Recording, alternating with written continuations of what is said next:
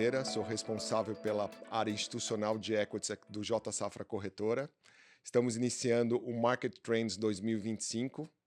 Tenho ao meu lado o Thiago, que é Head de Equity Sales do J Safra Corretora, e tenho o prazer imenso de receber aqui com a gente o Rui Alves, que é sócio e gestor dos fundos multimercados da Quiné Investimentos e um craque na parte de podcasts e apresentações e conversas sobre o mercado.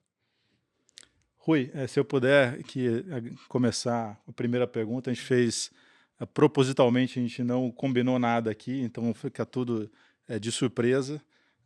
Uma primeira pergunta sobre o Brasil. Nos últimos meses do ano, você até aborda esse tema em um dos seus podcasts lá com a Dani, eles foram extremamente voláteis, a gente teve tanto fatores externos quanto fatores domésticos levando o real para um nível de 6,30, uma saída massiva de recursos do Brasil aqui no final do ano, uma Selic terminal que beirou aí os 17%, e na virada do ano a gente viu, poucas vezes nós vimos investidores tão pessimistas aqui com o Brasil nos últimos anos. Porém, começando o ano aqui, tudo foi diferente do esperado, né? Então, a gente viu aqui nesses primeiros 2 meses o câmbio retomando patamares aí de 5,70, o Selic terminal volta a negociar nos últimos dias abaixo aí, de 15%. O que você acha que justifica essa performance positiva de Brasil até agora? Bom, em primeiro lugar, prazer enorme estar aqui com vocês, tá? Eu acho esse trabalho que a gente tem de educar pessoas, de levar informação às pessoas, como as pessoas são carentes de informação, do modo geral, no mundo de investimentos, então eu suporto cada iniciativa dessa, né? Vocês começando essa iniciativa, eu acho super legal e vamos tentar fazer o melhor possível aqui de informar e educar as pessoas no mundo de investimento. Vamos lá, olha só. O Brasil, eu acho que, primeiramente, a pessoa que está interessada em investir no Brasil, né, que está comprando qualquer tipo de fundo, seja um multimercado, seja renda fixa, seja um fundo imobiliário, ela está preocupada realmente quais são os rendimentos dele, em que geografia ela está investindo nesse momento e quais são as condições, quais são os fatores que vão influenciar esse investimento num período de 12, 24 meses. É muito difícil falar assim, pô, o que aconteceu esse mês? Cara, esse mês é muito difícil. Vamos tentar botar no contexto para que as pessoas possam entender onde elas estão e onde elas estão colocando o dinheiro delas nesse momento. O que a gente tem no Brasil, isso eu tive um prazer enorme, vindo para cá agora, né? Eu estava com o Maílson da Nóbrega, que já foi ministro das Finanças do Brasil, e ministro da Fazenda, e ele falava comigo muito se a gente tem problemas fiscais hoje, que problemas são. Lembrando que o Maílson veio de um mundo, quando a gente estava nos anos 80 no Brasil, que não existia nem controle fiscal, não existia orçamento. Ninguém sabia qual era o orçamento do Brasil, né? O Banco do Brasil tinha uma conta com o Banco Central que emitia dinheiro livremente. Então, para você ver como é que a gente conseguiu progredir de lá para cá, né, nos últimos 30 anos no Brasil. Mas os 30 anos do Brasil, desde o Plano Real, eu acho que a gente está chegando num momento agora que é um momento de decisão para o país e que vai exigir, né, vai exigir uma ação de decisão por parte desse governo ou do próximo governo que virá. Qual é o problema que a gente tem? Para quem não entende em casa exatamente onde a gente está no momento. A gente está num processo que, com a Constituição de 88, a gente aumentou muito os gastos, a necessidade de gasto do Estado, em que gradualmente, desde então, tudo que a gente fez nesse país, de 88 94 para cá com o Plano Real, foi aumentar gastos gradualmente, aumentar receita gradualmente e aumentar dívida. Então não só você aumentava o gasto, como você também aumentava a receita em relação ao PIB, e não só satisfeito com aumentar a receita para cobrir gasto, você aumentava a dívida em relação ao PIB. Isso é uma bola de neve de 30 anos, e a gente está chegando no momento agora que é um momento em que algo tem que ser feito, né? Depois de 30 anos de você fazer essa fórmula, em que o Estado cresce, a despesa cresce e a dívida cresce, alguém vai ter que fazer alguma coisa em algum momento, e a gente não está muito longe disso. Tá? Por que a gente não está longe disso? Porque mais de 90% das despesas do Brasil são despesas obrigatórias, a grande maioria atrelada a princípios constitucionais, você não consegue movê-las, né? E quando você faz um ajuste fiscal, vamos tentar contextualizar para a realidade atual, tá? Quando você faz um ajuste fiscal hoje no Brasil, a coisa é tão amarrada, é tão difícil de ser feita, né? Porque está tudo preso em lei. E, ao mesmo tempo, os grupos de interesse são tão fortes. Você vê o ministro Haddad tentou, por exemplo, lidar com super salários durante essa última tentativa de revisão do orçamento. Você vê o quão difícil é, né? Como grupos de interesse rapidamente, né, conseguem se organizar e fazer com que qualquer tentativa hoje de você revisar o orçamento brasileiro seja uma coisa muito difícil. Lembrando, tá? Vamos falar por que a coisa estava tão ruim no ano passado. Daí a gente pode dizer por que a coisa melhorou um pouco no começo do ano. Por que estava tão ruim no ano passado? Né, o Hemingway tem aquela frase maravilhosa que eu até estava falando, lembrando com o Ailson hoje de manhã, né? Que é como é que você quebra. Você quebra devagar e de repente. É assim que as pessoas quebram. Né? O Mailson falava para mim hoje do Minsk Moment, né? que é o Minsk, né? Aquele economista que dizia que as grandes crises acontecem de repente. Né? As pessoas, um dia para o outro, percebem que o devedor, né, talvez não seja capaz de honrar sua dívida. É assim que a gente chega à crise.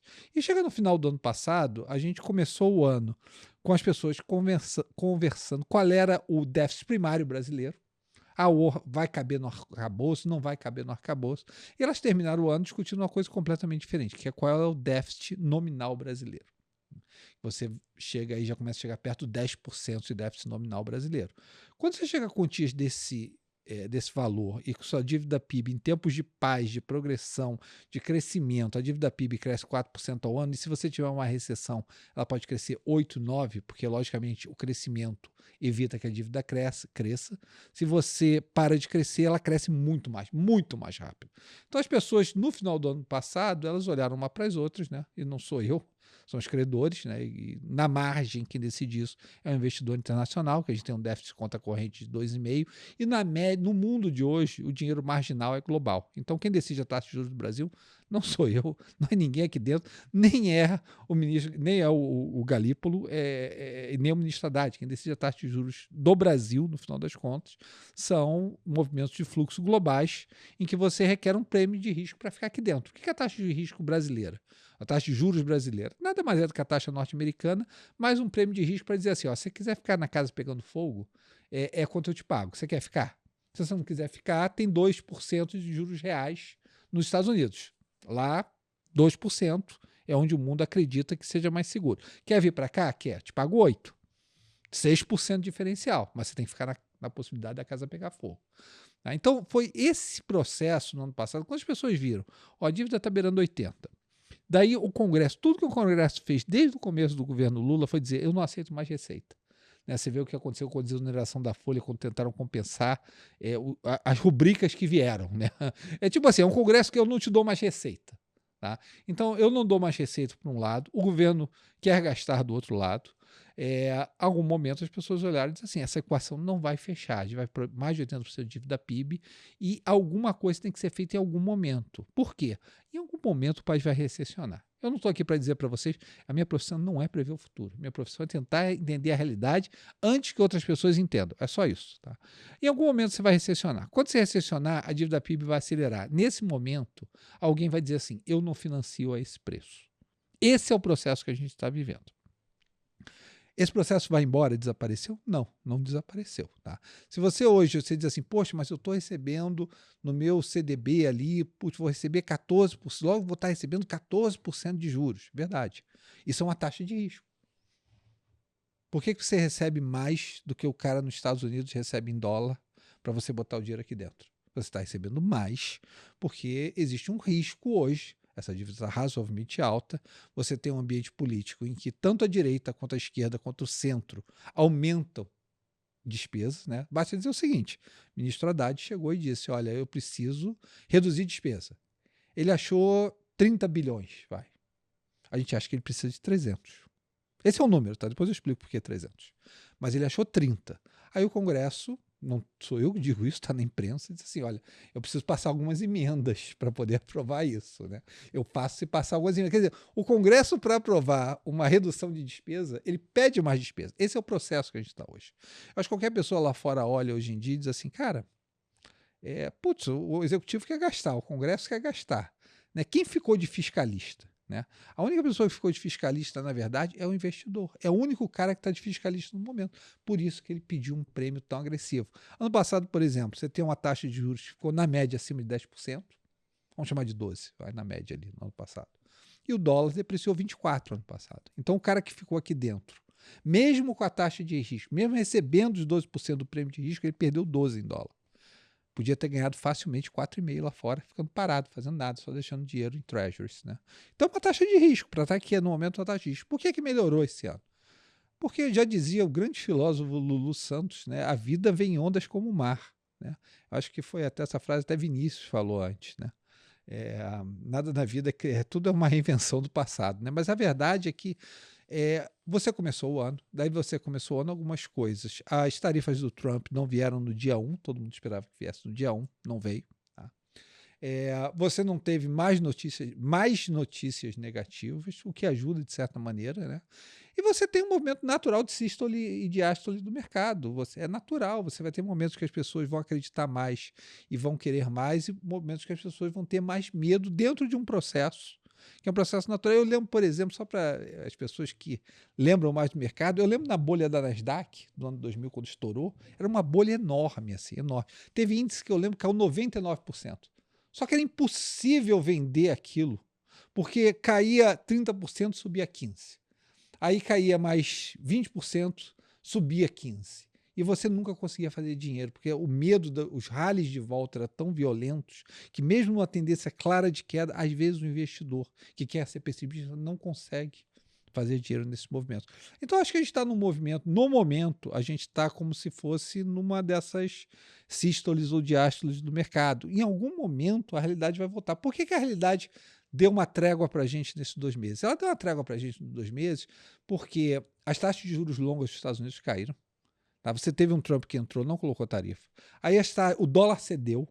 O dólar e a taxa de juros longa estão muito correlatas, né? Tudo era parte do mesmo trade do mercado. O mercado comprava dólar e tomava juros longos, porque achava que as tarifas iam entrar rápido. Então dizia, pô, se a tarifa entrar, o dólar valoriza. E se a tarifa entrar, os juros longos puxam para cima, porque tem pressão inflacionária na economia. Como as tarifas não vieram, as taxas longas cederam, o dólar cedeu. Quando a taxa longa cede nos Estados Unidos, o dólar cede, você fica com mais propensão a financiar. Tá?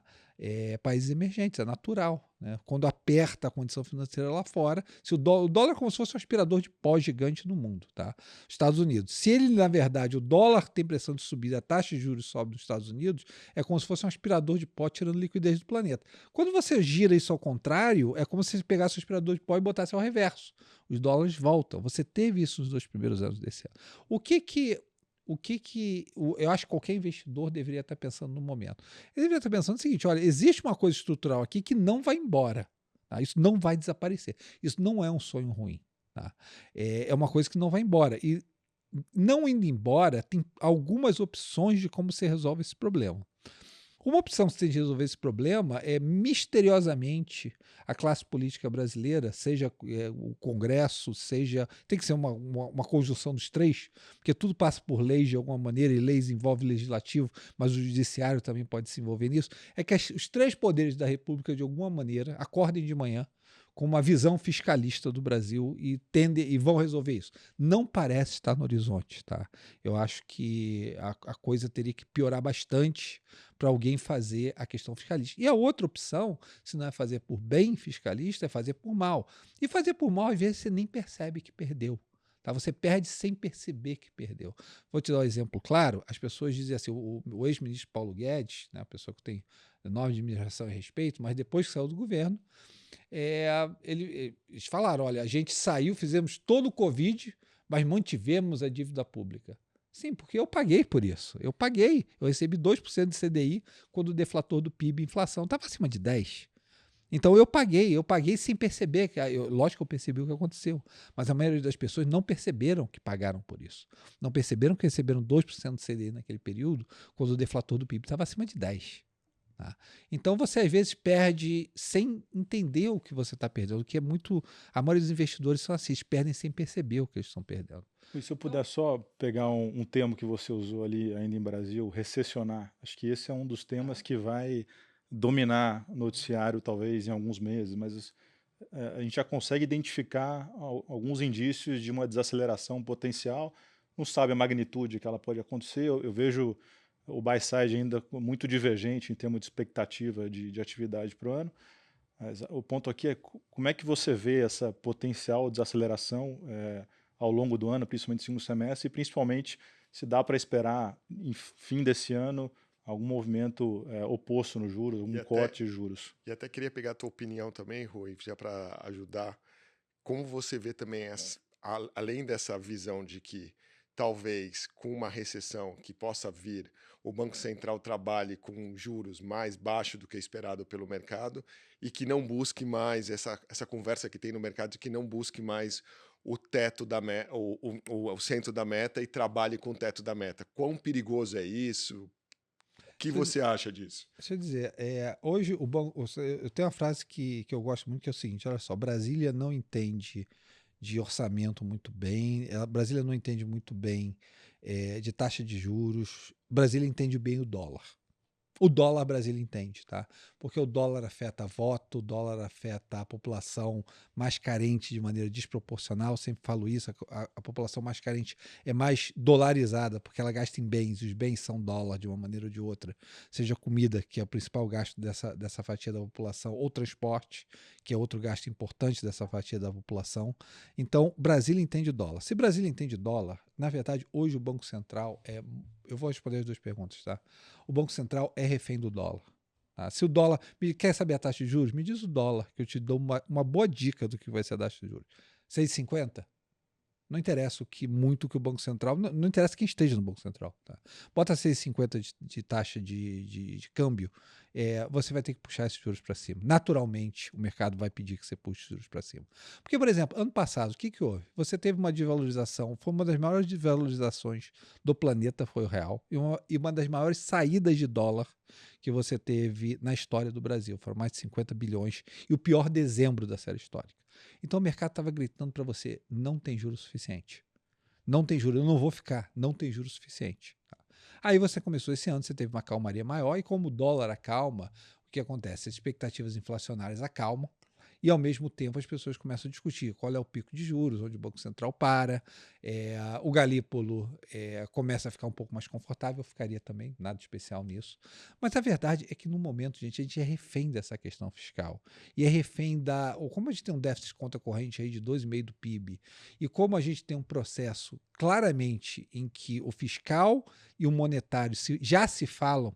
Eu não vou falar aqui de dominância fiscal, acho que não existe estar ou não estar. Existe o quanto o monetário e fiscal começa a conversar um com o outro. Tá? Que a gente já conversa, claramente, fiscal e monetário do Brasil conversam de alguma maneira. Eu acho que você vai depender, o Banco Central hoje, ele vai ser muito... A curva de juros hoje, ela é muito refém do câmbio. Se você chegar a 6,50 é um, a 5,50 é outro diferente. As pessoas, quando vê o dólar agora, na casa que ele está agora, né, quando ele baixa ali de 6 e já fica alguma coisa ali, já consegue ver alguma coisa entre 5,66 ou 5,56, as pessoas dizem assim, poxa, dentro do Banco Central talvez mais acomodatício, que a gente ainda tem que conhecer qual é a função de reação do Banco Central. Ou esse Banco Central novo, né? Você tinha o Roberto Campos Neto, que saiu deixando duas reuniões prontas para a próxima gestão. A gente vai conhecer, depois dessas duas reuniões, a gente vai conhecer a próxima gestão. Ela vai conhecer como é que essa próxima gestão, qual é a função de reação dela. Tá? Eu acho que eu vou fazer um modelo inflacionário para 12 meses. Me diz o dólar. 6,50 é um modelo inflacionário, 5,50 é outro modelo inflacionário. Então, 5,50 é uma curva de juros, 6,50 é outra curva de juros. Então, para você ter uma visão de juros hoje, você só tem uma visão de juros com câmbio. E você só tem uma visão de câmbio quando você pensa na conjuntura macroeconômica que o país se insere no momento.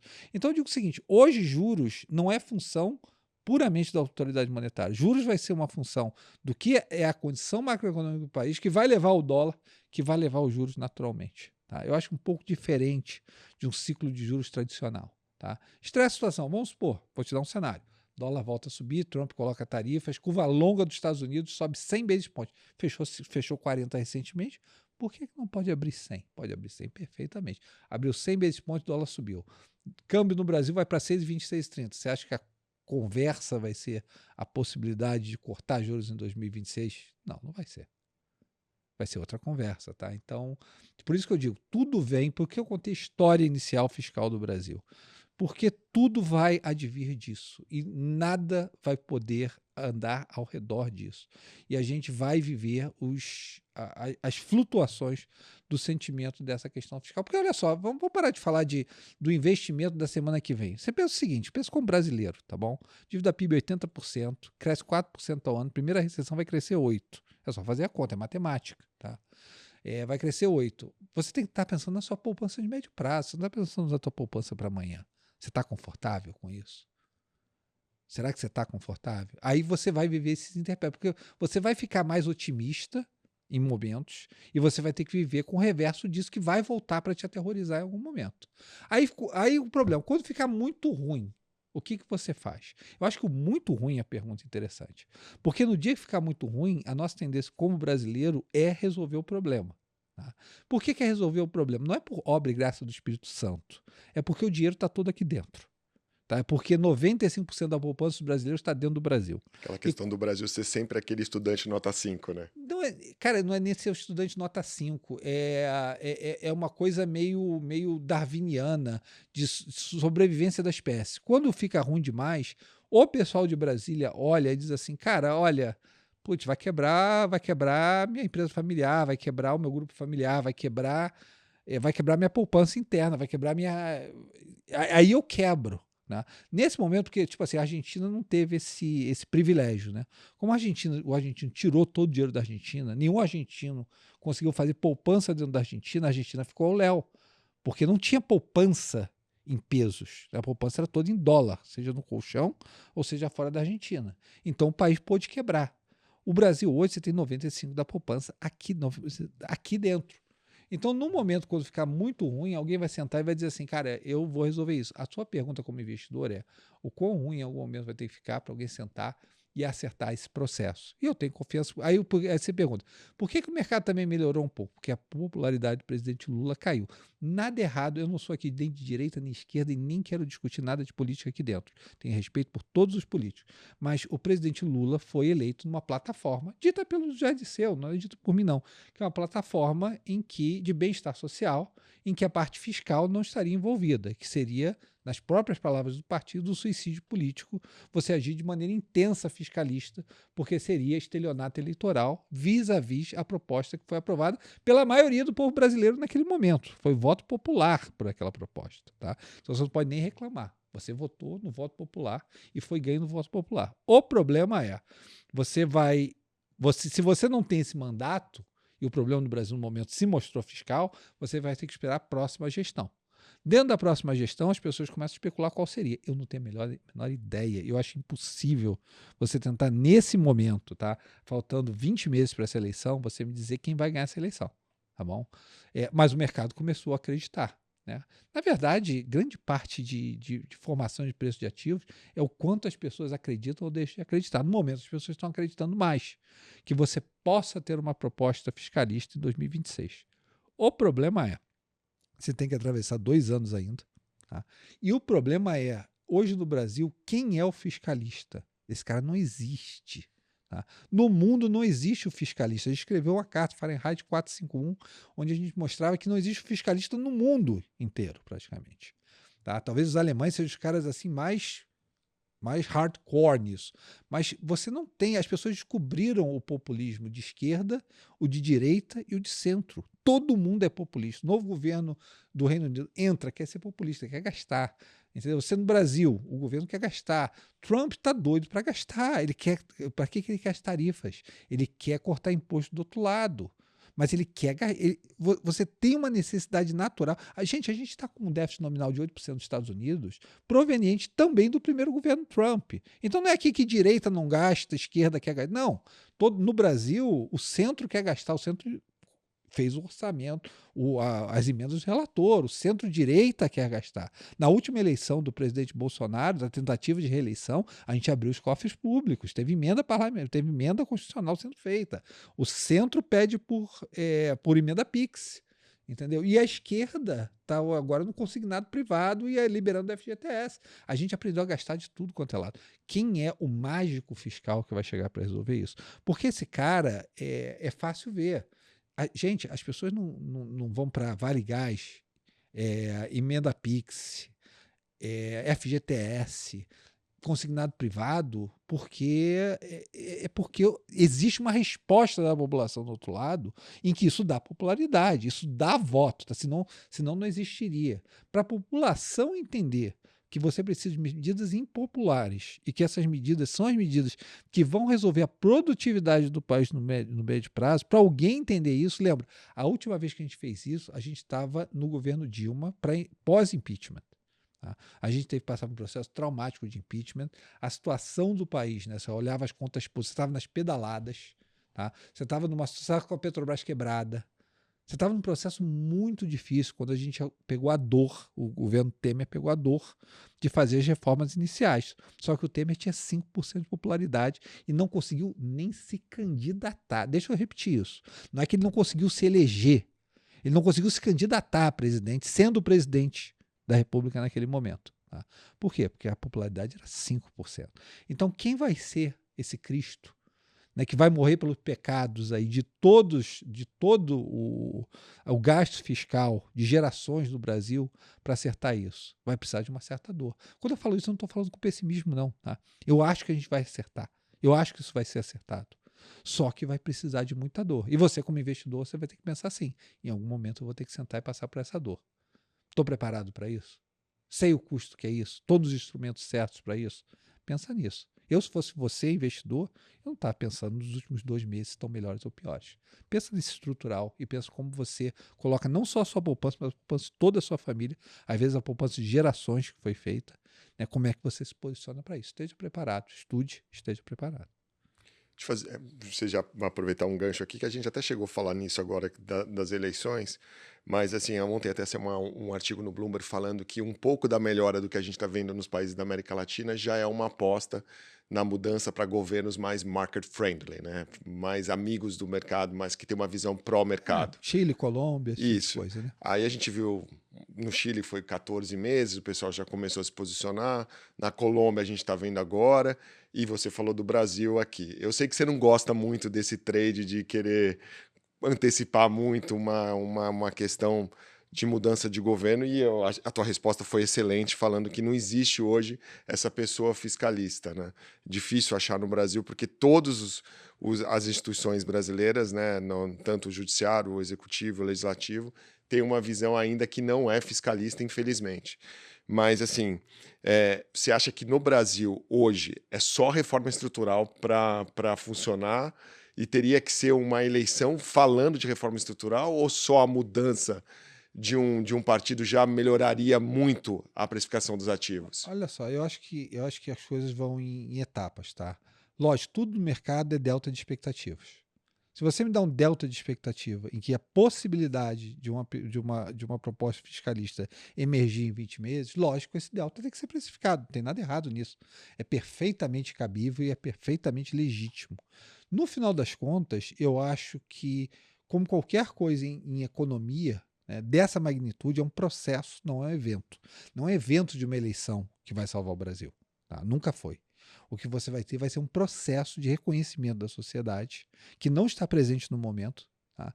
Eu acho que a sociedade não tem, vou ser sincero, nem em Brasília, nem na sociedade brasileira como um todo, não existe nem conhecimento ainda suficiente. Tipo o que aconteceu com a reforma da Previdência, né? Foi trabalhado por 2 anos, mais ou menos. E você vê a gente praticamente, se você olhar a conta Previdência, a conta Social Security, então, que envolve Previdência, BP6, Bolsa Família, a gente fez uma reforma da Previdência para desfazer tudo isso num período razoavelmente curto de tempo, por quanto a conta de Seguridade Social no Brasil cresceu, quando envolve também Previdência, BP6, Bolsa Família, tudo, como cresceu a Seguridade Social no Brasil, num período tornando aquela reforma praticamente irrelevante do ponto de vista fiscal. Né?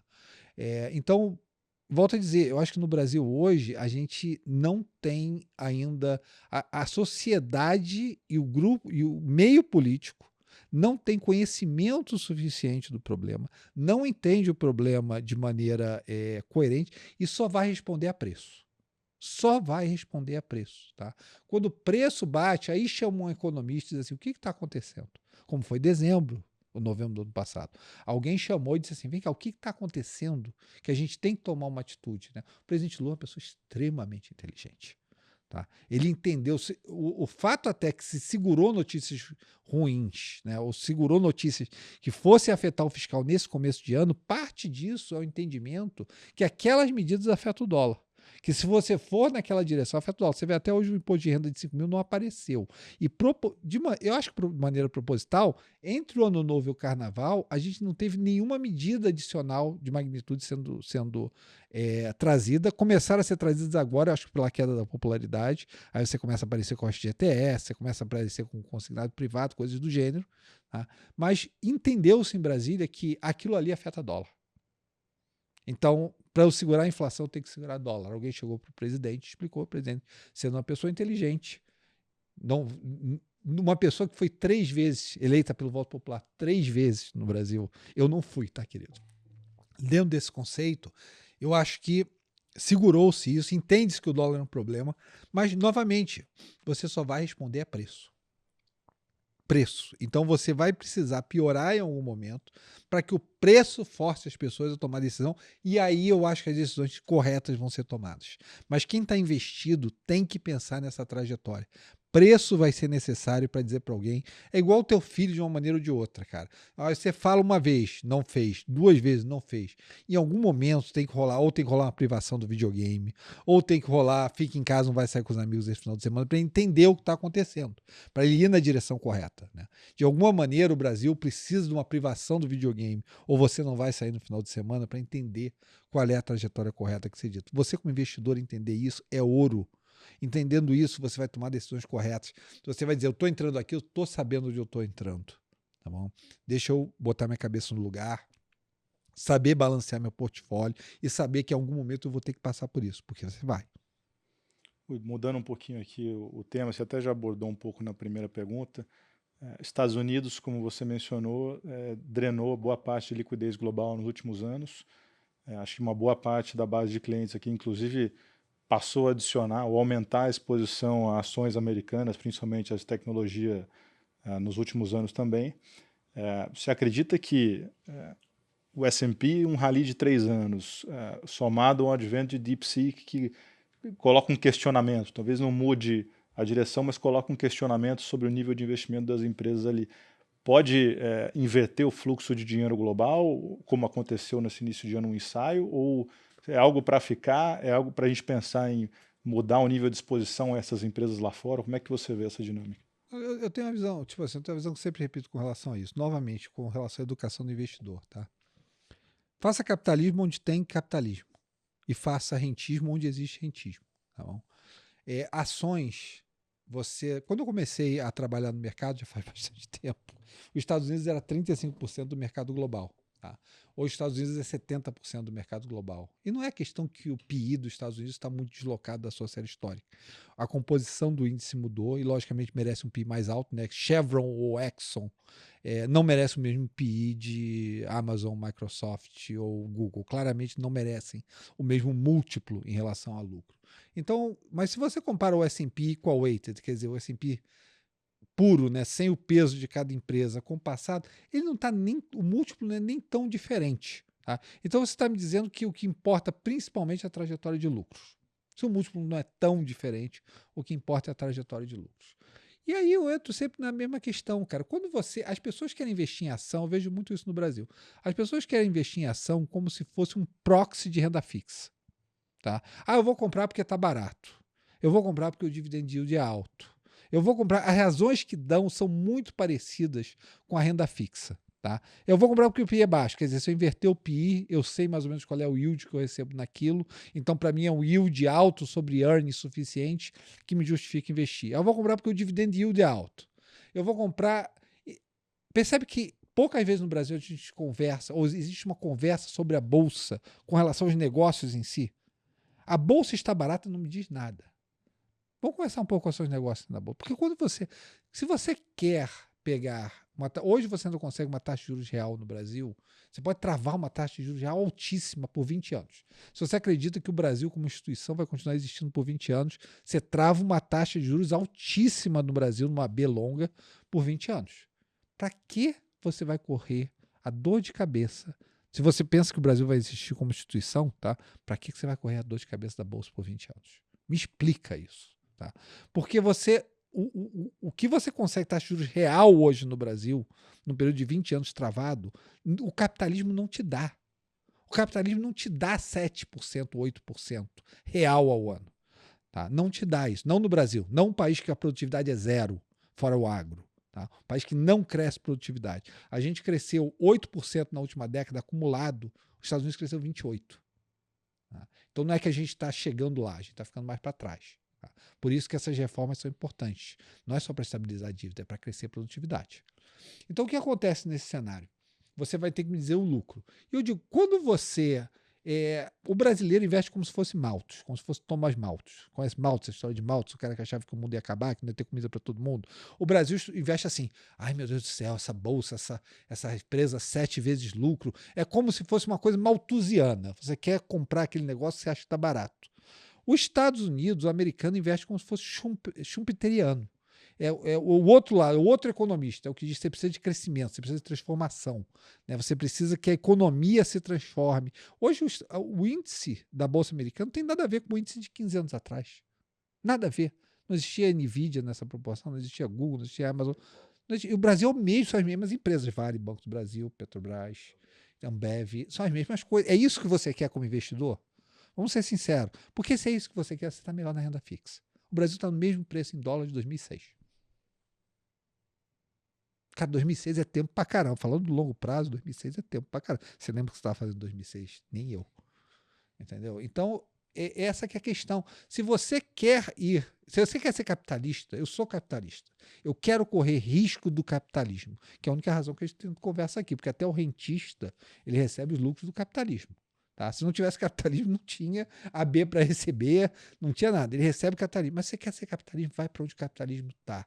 Então, tipo assim, eu não consigo ver, se você quer um processo de longo prazo de acumulação de capital em equities, que você não esteja com uma presença muito forte na Bolsa Americana, a médio e longo prazo.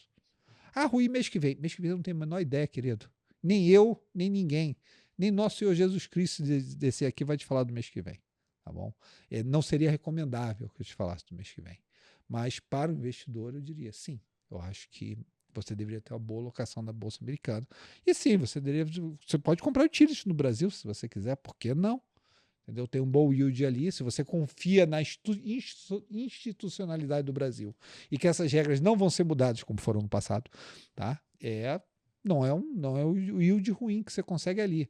Mas não vem me dizer também, olha, olha essa taxa interna de retorno desse utility aqui é 15%, nossa, é uma barganha.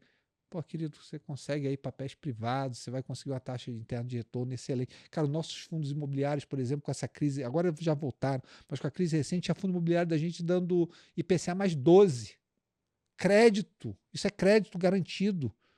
Para que eu vou correr o risco da bolsa se eu tinha disponível para mim IPCA mais 12? Me responde. Entendeu? Então são essas coisas que eu acho que o investidor tem que considerar no final. Investimento é muito mais common sense. O presidente Trump tem falado muito isso, né? A gente vai gerenciar esse país em senso comum agora. Investimento é muito mais senso comum do que parece. Muito mais. E falando um pouco de China e Estados Unidos aqui para fechar. Eu sei que você também tem uma visão ali olhando... Eu vou falar depois de AI, tá? Depois eu falo de AI para complementar esse negócio. Acho que é legal, você tem uma visão excelente sobre DeepSeek. Eu acho que só perguntando um pouco os Estados Unidos, China, guerra tarifária, menos globalização, assim, claro que isso tem um impacto forte no dólar e na curva, como você já mencionou. Você acha que a China finalmente vai voltar para aquela cabeça de crescimento de mercado, em vez de sair daquela forma que era, estava ali preocupado com o consumo da população pós-Covid, não estava nem aí com o mercado, com as empresas, tal. Agora a gente está vendo um movimento contrário do partido para trazer as empresas, principalmente investir em tecnologia, principalmente depois disso que aconteceu com o DeepSeek. Você vê alguma forma da China sair de onde ela está, melhorar? Ou você vê algum problema Trump e China que pode trazer um problema também para a gente sempre no Brasil? China é sempre uma gripe que, se acontecer alguma coisa lá, respinga aqui de uma forma ruim também. Qual a tua visão agora? Assim, eu sei que é uma visão mais eu não queria falar de curto prazo, mas uma visão ali China e Estados Unidos. Em outras palavras, podemos contar com a China para algum impulso positivo aqui no Brasil? São duas perguntas bem distintas. Deixa eu tentar começar, tá? Primeiro, eu fiz algumas... Eu escrevi alguns papers, fiz algumas entrevistas falando de China. Minha intenção nunca foi ser China, nunca foi ser negativo China. Simplesmente os fatos são os fatos, tá? Você teve uma festa grande, você teve um processo imobiliário ali grande e esse processo imobiliário ainda está passando pelo seu...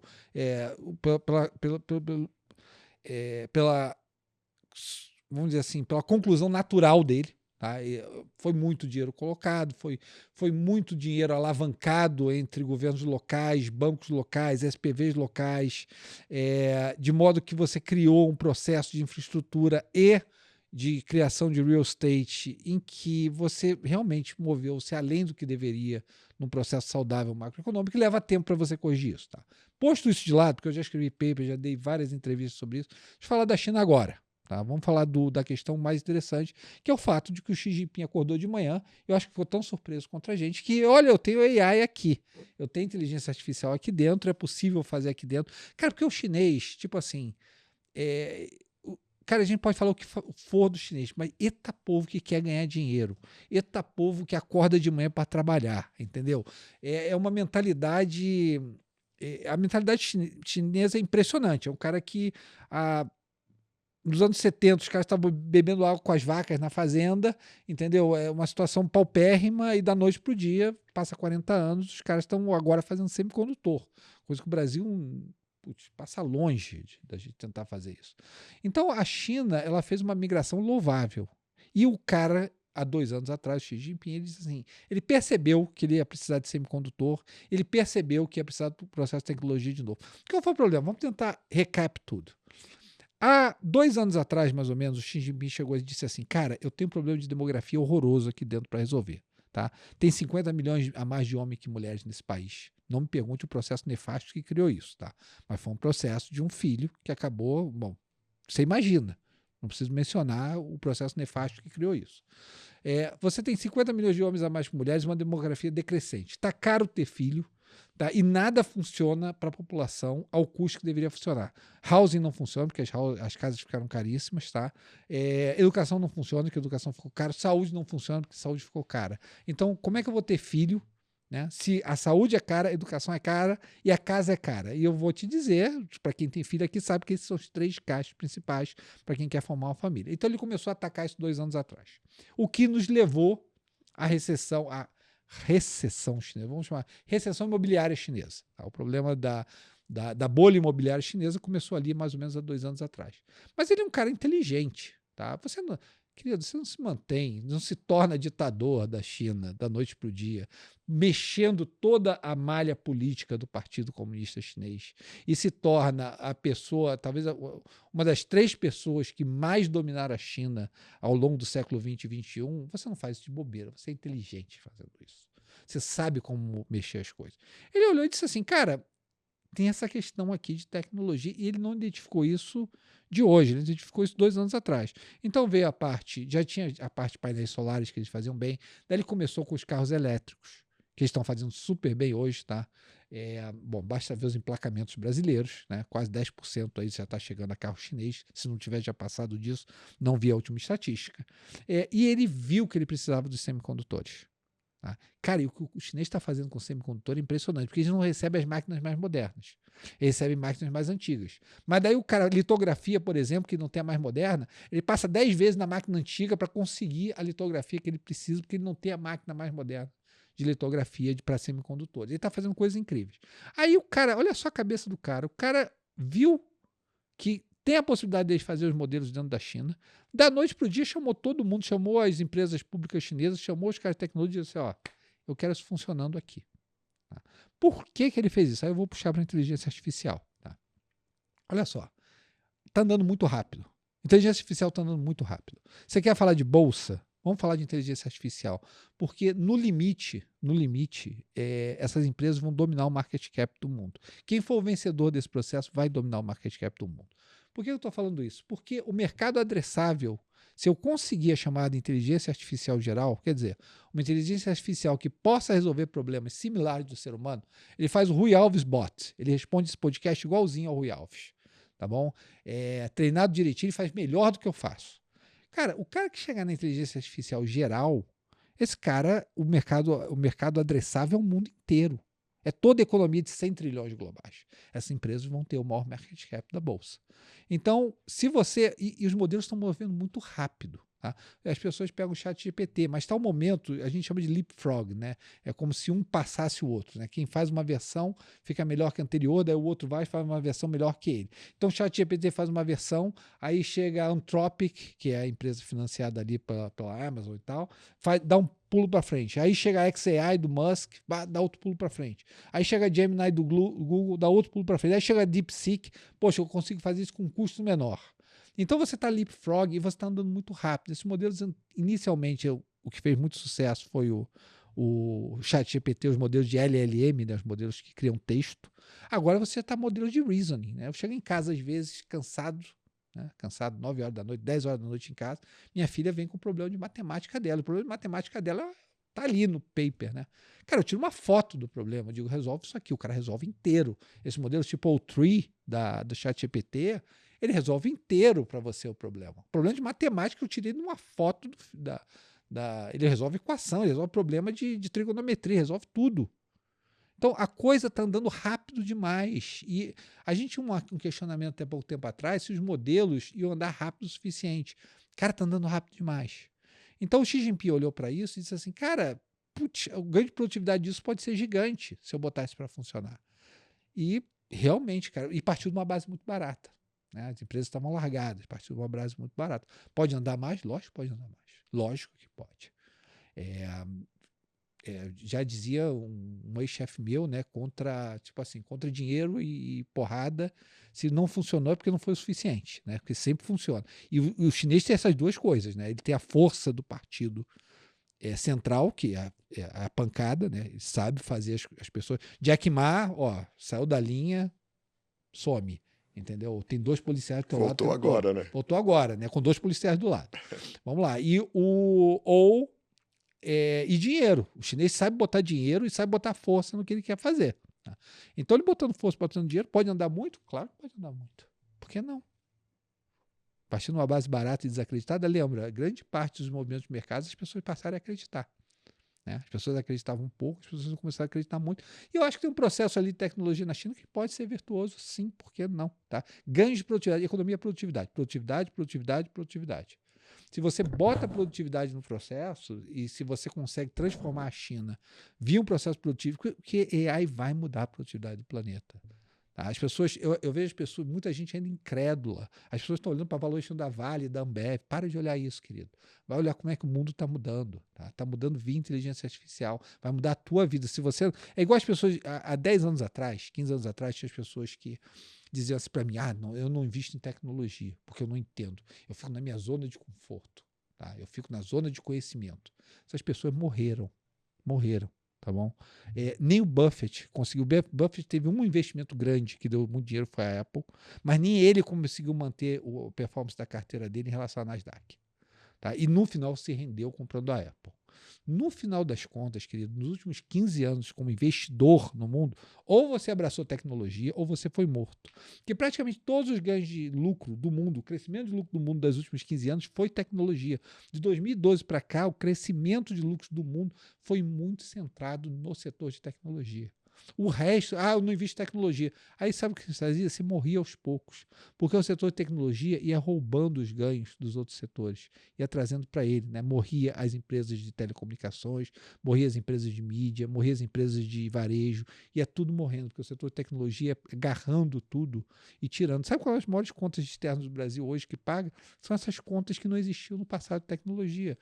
Netflix, AWS. É toda essa parte de tecnologia que a gente consome que está afetando já o nosso conta corrente de forma significativa. Fora o investimento em Bitcoin também. Fora o investimento em cripto, outras coisas mais. As pessoas falam assim, as pessoas não vão dolarizar se necessário. Meu amigo, já as pessoas compram cripto com um clique no teu mobile. Como é que você não vai dolarizar? Dolarizar hoje em dia é um clique no mobile. É você pegar o teu celular, dar um clique, você dolarizou. É outra realidade. Então, Ou você pensa em tecnologia, e como o Xi Jinping sentou agora e realmente começou a pensar em tecnologia de maneira diferente, eu fiquei animado. Eu disse, cara, falar de produtividade para minha economia, falar que você quer mudar uma economia com produtividade, eu fico animado, eu quero escutar. Aí eu quero escutar. Eu não quero escutar levantar zumbi, né? Vank, empresa morta, Evergrande, vamos levantar os mortos aí. Aí eu não estou afim. Levantar os Mas mortos. a Alibaba andou 40% já em Mas um aí mês. você está querendo levantar os vivos. Você está querendo dar vida a um processo e está querendo que a produtividade do país ganhe nesse processo. Aí tem meus ouvidos, vamos conversar, né? Levantar morto não, né? Vamos liberar FGTS, fazer consignado privado, aí vai melhorar o país. Ah, cara, aí não, aí você não tem meus ouvidos, né? Eu sei que você está fazendo um processo que não é um processo legítimo de crescimento de produtividade, não é um processo sustentável. Vamos mudar a produtividade? Vamos fazer a gente ficar, vamos dar legislação para que o país cresça? Aí você tem meus ouvidos, aí a gente conversa. Então é isso, pessoal. Gostaria de agradecer todos os clientes, agradecer a audiência. Esse é o nosso primeiro Market Trends 2025. Como eu disse, tive a felicidade aqui de o Rui ter aceitado o nosso convite. Queria deixar aqui para as últimas palavras aqui para o Thiago se agradecer e para o Rui também as últimas palavras aqui do podcast. Muito obrigado pela audiência.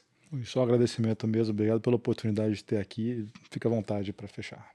Não, gente, eu acho sensacional, tá? Eu acho que quanto mais a gente educar as pessoas no país, principalmente o que a gente quer, que as pessoas acumulem capital para o longo prazo de maneira sustentável. Eu acho que tirar as pessoas muito do curto-prazismo, colocar as pessoas em produtos em que atendam às necessidades delas de formação de capital, de acumulação de capital, com elas entendendo o que são esses produtos, né? E, logicamente, trazendo produtos justos para as pessoas nesse processo. Eu acho que é nossa missão na Quineia. E a gente fica feliz da vida de iniciativas como a de vocês e a gente poder ajudar nisso. Muito obrigado, pessoal.